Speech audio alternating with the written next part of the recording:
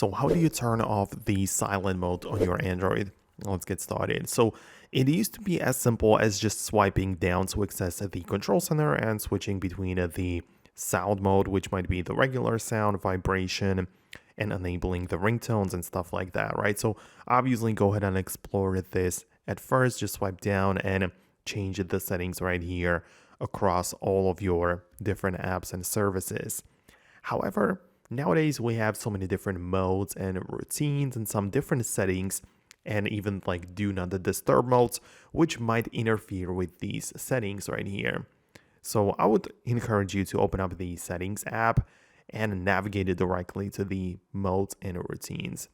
And essentially ensure that you don't have any of these modes enabled or scheduled, right? So a lot of people don't even realize, but there is the possibility that you have one of these modes, like for example, the work mode.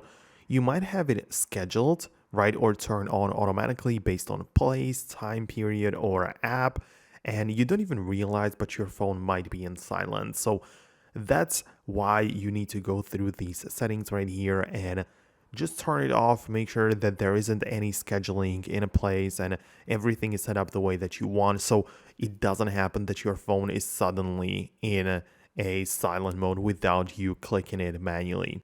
But obviously, if you already like this kind of functionality, or if you're starting to explore these modes, then go ahead and just play around with it and figure out how exactly you could get the most out of it, because these are actually really good ways and like features to block individual people or apps or notifications and set up a different mode. So go ahead and explore these, but I just wanted to say that it's not as simple to turn off the silent mode directly in the control center, because you might have some things going on with the modes and routines which might interfere and enable the silent mode despite that.